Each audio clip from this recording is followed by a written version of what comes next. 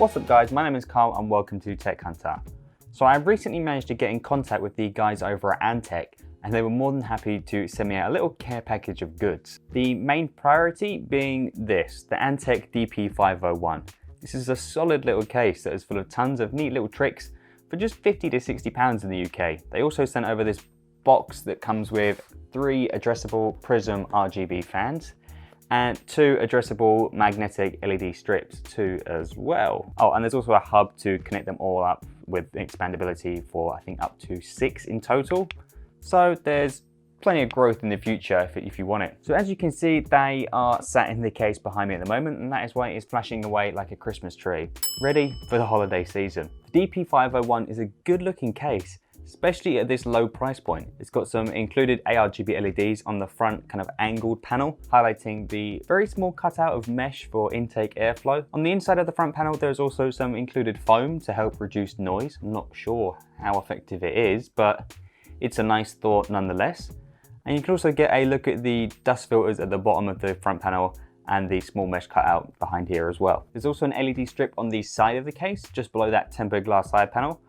Both of the LED panels are controllable with a button on the top of the case or through your preferred motherboard software. At the top you also have 2 USB 3.0s, your headphone microphone jack, your reset switch and power switch as well, usual kind of stuff. But the nice thing is these LEDs use the standard ARGB 3-pin connector and they're all routed back to an ARGB hub in the back of the case, which is a nice little touch. So if you did want to add more RGB to your PC, you can easily connect them up to the hub and connect up to 6 RGB devices, which is great for kind of like the LED strips. Though do bear in mind, if you want to connect up RGB fans, you'll likely need a separate hub like the one I used for ease, or connect them up to your motherboard providing it has enough fan headers. The tempered glass side panel is held on with 4 thumb screws, which is generally the cheapest way to do it, I guess, but it's quickly proving to be an annoying way to do it, especially with other manufacturers trying to look at all these different interesting ways to kind of mount that glass. Thinking of like hinges or magnets or other ideas with maybe thumb screws at the back to hold it on. And regards mounting that tempered glass, I just think it's a little bit of a dated idea with the 4 thumb screws. The DP501 also has a removable Psu Shroud at the bottom, which is nice. So you can easily remove the bottom section for easier access to the hard drive cage below, of which I actually removed for more space, or how I also used it, just easier access to cable manage from both sides of the case. A really useful idea, to be honest. But remounting the panel once everything is already inside that system can prove difficult depending on the size of your power supply. And I actually had to unscrew my power supply, just kind of push it out of the way a little bit, and then I could slide that panel back in, no worries.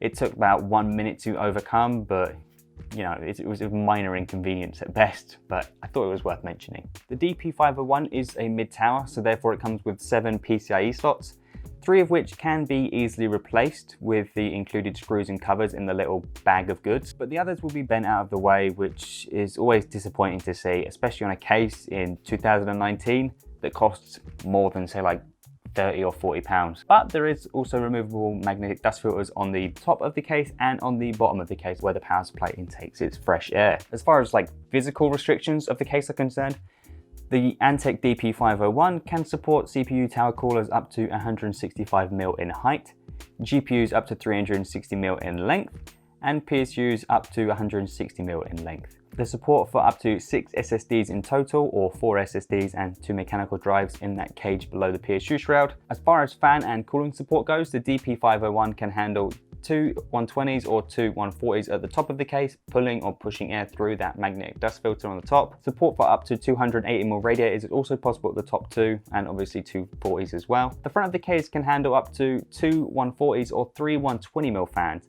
and there is room for a 360mm radiator too inside this thing, thanks to the cutout in the Psu Shroud at the bottom.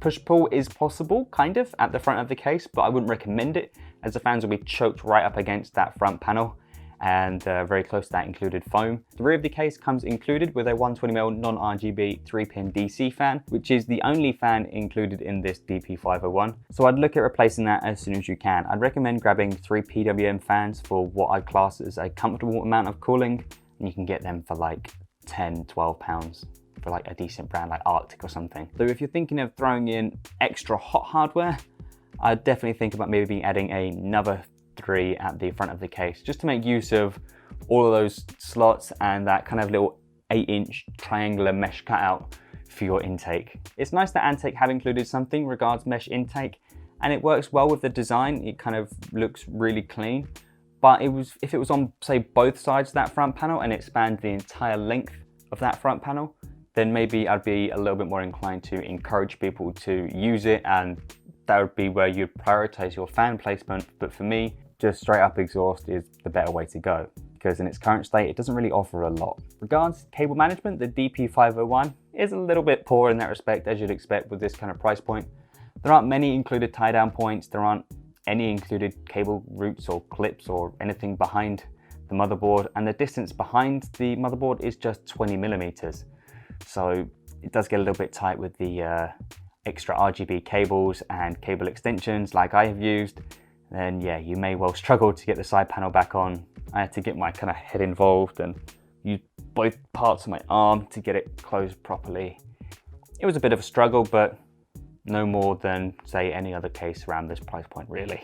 As far as temperatures are concerned, they aren't too bad, to be honest, considering how hot the Wraith Stealth cooler I used can actually get. With a total difference of being 5 degrees with no front panel whatsoever and the front panel attached, as well as orientating the fans to work solely as exhaust, sitting somewhere in the middle of those two. With a more adequate CPU cooler, I'd expect a smaller increase in temperatures anyway, and I couldn't really see it causing many problems providing you spend a bit more than what I did on that cooler, which is nothing because it's free. Overall, the Antec DP501 though is a solid option for a budget case.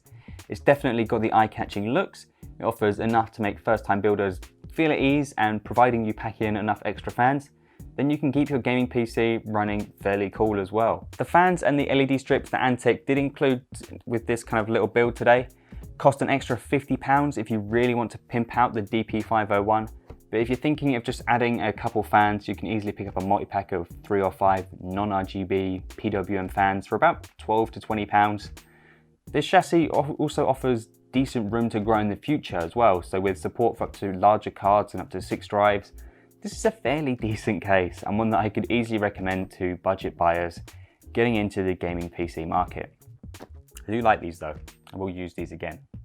Anyway guys, that brings us to the end of the video. If you liked it, feel free to click that like button down below, and if you decide my face hasn't offended you, don't forget to click that subscribe button and that bell icon so you can check out my next video as soon as it goes live. Anyway guys, cheers.